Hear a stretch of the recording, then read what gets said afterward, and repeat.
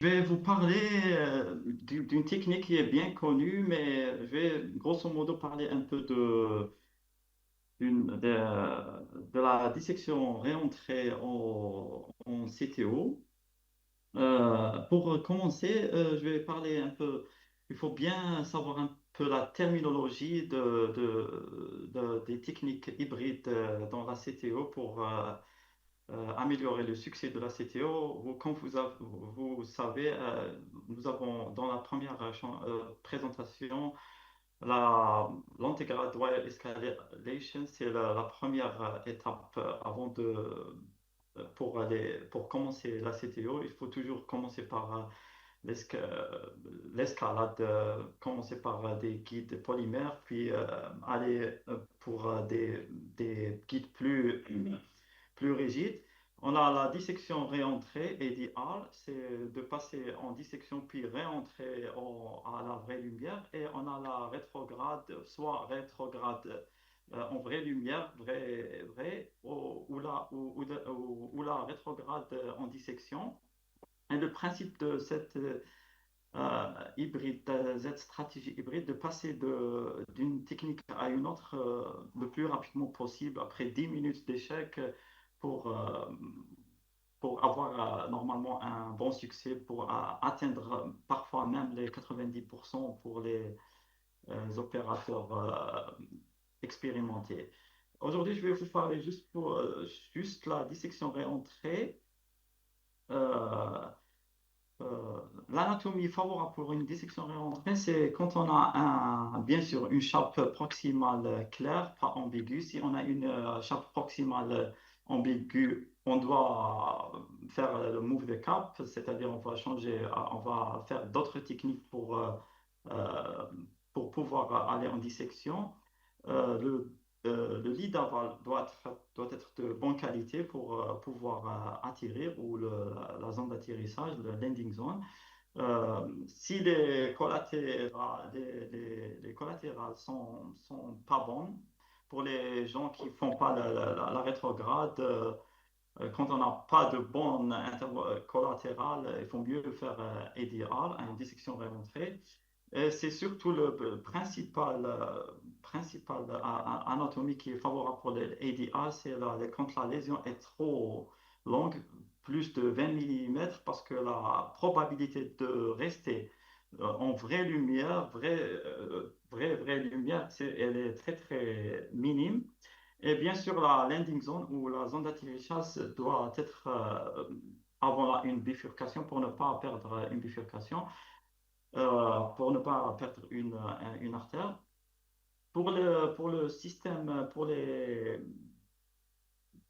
j'ai un algorithme personnel pour l'approche des CTO. Je commence toujours par une approche antérograde, puis quand c'est pas faisable, soit je switch en rétrograde ou en dissection réentrée. Je vais vous montrer quelques exemples parce qu'il y a beaucoup de techniques pour réentrer. Il y a les techniques qui sont des techniques non contrôlées, c'est-à-dire wire-based techniques comme la star, la mini-star et la LAS. Il y a les techniques qui sont contrôlées comme le Stingray. Pour les wire-based re-entry techniques comme la star, c'est décrite dans les années 2000 par Antonio Colombo. C'est la Subentime Attacking and Reentry, c'est-à-dire on pousse un guide en boucle comme le Gladius ou le fil d'air, un polymère jacket wire, et jusqu'à ce qu'il finisse par entrer dans une branche ou en vraie lumière quand il y a une résistance. Il y a la technique mini-star, c'est presque la même chose, mais on va essayer de minimiser, de faire une réentrée courte, c'est-à-dire de faire une, une dissection qui est un peu courte pour ne pas avoir à faire un long stand avec des resténoses, euh, souvent des resténoses après. Et la technique là, c'est aussi la même chose. C'est la Limited Integrated Subtennial Tracking. C'est juste la même chose que la mini-star, mais on utilise ici pas un polymère jacket, mais on utilise un guide pénétrable comme le Gaia. Je vais vous montrer quelques exemples. Je sais que Ayman et les collègues expérimentés connaissent bien ces techniques, sont moins utilisées parce que quand on a de l'expérience, on peut utiliser soit la rétrograde ou la parallel wiring, par exemple, ou l'intégrale de dissection réentrée avec le Stingray. Mais parfois, quand on n'a pas beaucoup de matériel, parce que le Stingray en Algérie, c'est 1 600 euros, c'est presque, économiquement parlant, c'est une catastrophe. On ne peut pas l'acheter. Même le Rick Ross, il est trop cher, il fait 600 euros. Voilà un patient qui a une CTO avec bridging de la droite. On a essayé avec le Gaia, on est passé c'est une instant CTO. On a pu passer avec je crois, un fin cross. Puis on a essayé de réentrer avec un guide polymère, on n'a pas pu. Alors on a pris seulement un Gaia et avec le Gaia un peu de redirecting. Et après on a pu rentrer dans la vraie lumière distale. Et voilà le résultat après ça. Je vais passer rapidement sur ces techniques. Voilà une technique de mini-star, par exemple, un autre patient avec une CTO de la droite qui est un peu dans les 20-30 mm. Euh, une intégrale de wire escalation avec le Fielder XT, le Gladius et le Gaia. Puis mon guide, il est en subintimal, bien sûr. Et je vais essayer avec. Ici, c'est un Gladius EX. Je vais essayer avec le Gladius EX parce que je sais où est à peu près la distal landing zone. Je vais essayer ici avec le filtre XT. Je peux pas. Je vais prendre un Gladius EX et avec un peu de manœuvre et un peu de drilling and sliding, j'ai pu rentrer dans la distalité de l'artère en vraie lumière. Et voilà le guide après contrôle. Ici, on n'a pas fait une deuxième injection simultanée parce que c'est des bridging. Et après IVUS, on va confirmer qu'on est en distalité en vraie lumière. Voilà la dissection.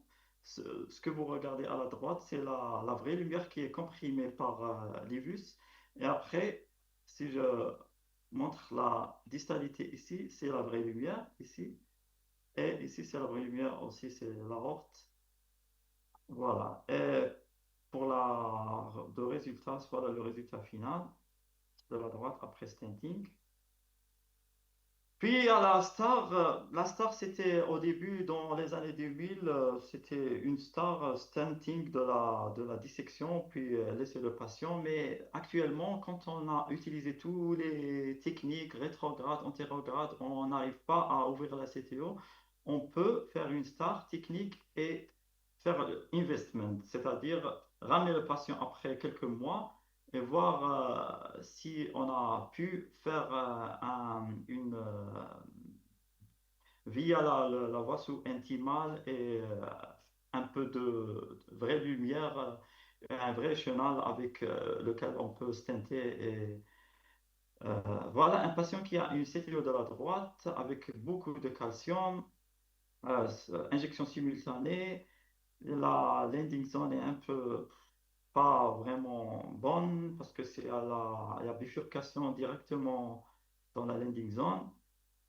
On a essayé bien sûr avec une escalade antérograde, avec le Corsair et le Gaia, mais on n'a pas pu au début. On a changé rapidement à la voie rétrograde. La voie rétrograde, on n'a pas pu aussi, c'est difficile de faire une connexion avec la droite. Voilà. le guide était dans le ventricule gauche. Puis on a essayé après de réessayer en antérograde, mais il y avait beaucoup de questions qu'on n'a pas pu vraiment fonctionner. Et ce qui est bien dans la dissection réentrée, c'est qu'elle est plus sûre. La sécurité, elle a un critère de sécurité. Parce que si on, on continue ou on essaie de fonctionner dans l'aveugle, en aveugle de la droite avec des guides pénétrants, on risque de perforer. C'est pour ça, si on prend aussi, comme ici, j'ai pris, je crois, un Gladius Mongo à la fin. Et si vous voyez, comme Ayman l'a bien dit, le Gladius Mongo, il a un très bon, une boucle. Il forme une boucle qui est courte et qui permet d'avancer très bien en distalité. Et je suis sûr que je suis dans la vraie lumière ici, parce que dans c'est pas la vraie lumière, excusez-moi, je suis sûr que je suis dans l'architecture de l'artère, parce qu'il y a la boucle. Et qu'est-ce qu'on fait dans la star? Il y a la star 2.0 décrite par Gasparini, et je crois l'année passée, ou il y a 2 ans. On peut stenter la région proximale quand on est en vraie lumière et laisser et faire une dilatation une dilatation en sous-intimal et ramener le patient après 3 mois et voir s'il y a un flux ou pas. Dans ce cas, on a fait juste une dilatation distale. Vous voyez que le guide, il est bien dans l'architecture. Et on a juste fait une dilatation avec un ballon de millimètres. Et si vous regardez, après 3 mois, le patient revient avec un Timi 3. Et si vous regardez à la droite, je prends un sillon bleu, un workhorse wire, et j'arrive à vraiment facilement mettre le sillon bleu en distalité. Après stenting, voilà le résultat.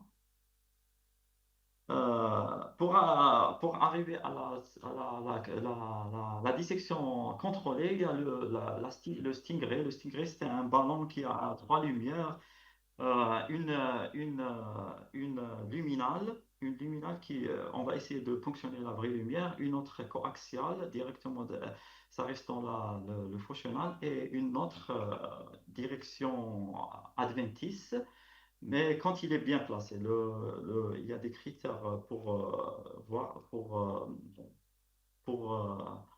surtout angiographique pour dire que le Stingray est bien placé à la fonction. Voilà un patient jeune avec une CTO de la droite, blunt, une chape émoussée. On a essayé antérograde, c'était pas faisable. On a une bonne landing zone avant la bifurcation. On a essayé en rétrograde, c'était impossible. Voilà le guide, c'est le fil XT qui va toujours en subintimal. Après plusieurs essais, toujours subintimal. Alors on a pris, c'était du 7F, de préférence toujours du 7F quand on fait la dissection réentrée. Une 7F et on essaie, voilà, je vais vous montrer la slide ici à droite ou à gauche. Voilà le 7F, le guide extension, le guide dit la 7F. On essaie de vraiment bloquer le flux dans la droite. Euh, S'il y a un hématome subintimal, on va mal interpréter, mal voir en rétrograde la vraie lumière. C'est pour ça qu'on peut aspirer un peu avec le Stingray. Comme vous voyez ici, c'est la technique du straw, de aspirer un peu l'hématome pour voir mieux la vraie lumière. Et après plusieurs tentatives, avec le Stingray, il y a un guide qui va avec, je crois, de 10 grammes. Après plusieurs tentatives, on arrive à fonctionner. Et puis, on prend un polymer jacket, c'était ici le Mongo. Avec le Mongo, on arrive à rentrer dans la vraie lumière. Et après contrôle le Mongo est dans la PDA. Après stenting, on a un flux, un mauvais flux, un peut-être dans la dans la PLA, mais après, on n'a rien fait ici. On a juste stenté avant la bifurcation. On a ramené le patient après 3 mois. Sans stenting de la branche latérale, il y avait un bon résultat angiographique. Et pour finir, je vais vous parler de cette technique. C'est presque la même chose, une réentrée qu'on peut utiliser avec le Recross. C'est moins cher. Le Recross, c'est 600 euros. C'est moins cher que le Stingray. Le Stingray, on a besoin d'un certificat de chez Boston. Pour le Recross, on n'a pas besoin. Et bien sûr, c'est plus facile à manipuler que le Stingray parce que le Stingray, il faut bien le préparer et tout. C'est un patient de 63 ans qui a une CTO de la droite, l'échographie a montré une hypokinésie postérieure. Il a bénéficié, il avait il a été réanimé pour une fibrillation ventriculaire, mais après il avait de la douleur. C'est pour ça on l'a programmé pour une CTO de la droite. C'est une CTO très longue, comme vous voyez. On a une bonne landing zone, on a des collatérales, mais parfois les collatérales, c'est pas des 100%. Parfois, on échoue de passer les collatérales. On a commencé bien sûr avec la voie antérograde, avec un microcathéter et euh, Fielder XT, puis le Gaia, puis Gladius aussi. On a fait ici, on voit rien, on ne sait pas où est le guide. Est-ce qu'il est dans le péricarde ou dans le voie subintimale? Euh, Quand on a une résistance, on ne peut pas avancer le guide à l'aveuglette. Voilà, on a fait la technique du parallel wiring, ça n'a pas fonctionné aussi. On est allé en rétrograde, ça n'a pas fonctionné avec un Caravelle 150 et le Suo. Puis on a fait un inchworming, un short technique dans le conus branch, mais avec un AL1 cathéter. Mais on s'est retrouvé en subintimal. Et on s'est retrouvé en subintimal, vous voyez à l'image de gauche, c'est le Gladius Mongo qui est en subintimal. Alors on a pris on a quand on injecte en rétrograde, on voit bien la vraie lumière. Et si vous voyez à l'image de droite, regardez la vraie lumière. Je suis très très bien positionné en, en sous-intimal et je peux fonctionner ici. Je peux prendre un Stingray par exemple, mais ici j'ai décidé de prendre le Recross. J'ai une très bonne liaison, j'ai pas beaucoup d'hématomes parce que j'ai pas injecté beaucoup. Et voilà le Recross. Le Recross, il a aussi presque 3 lumières. C'est le seul microcathéter qui a presque 3 lumières. 2 lumières dans le type ici, ce que vous voyez en blanc. Il a 2 lumières, une à 12 millimètres et une à la sortie. C'est la même lumière, mais on peut échanger. On peut rester en subintimal et un peu redirectionner notre guide pour aller dans l'autre sens. Et la voie en bleu, c'est l'autre qui est à 8 millimètres du type. Et voilà ce qu'on a fait. On a pris un guide très pénétrant, le Astato 20 milligrammes pour bien ponctionner parce que parfois la ponction est très difficile. Avec deux bends dans la distalité du guide, on a juste ponctionné, comme vous voyez dans l'image, et on a pris après un pilote. Un pilote, il y avait toujours ce trou dans lequel on a pu passer un pilote de sang. Voilà l'algorithme. On a une lésion qui est plus de 20 millimètres. On a essayé en antégrade, on a de bonnes collatérales, on a essayé en rétrograde, on n'a pas pu le faire. C'est ça la stratégie hybride. On est rapidement passé en dissection réentrée, on a pris le recross et on a un succès. Et voilà le résultat après la méthode. Et on a pu publier cette méthode avec Emmanuel Brilakis cette année.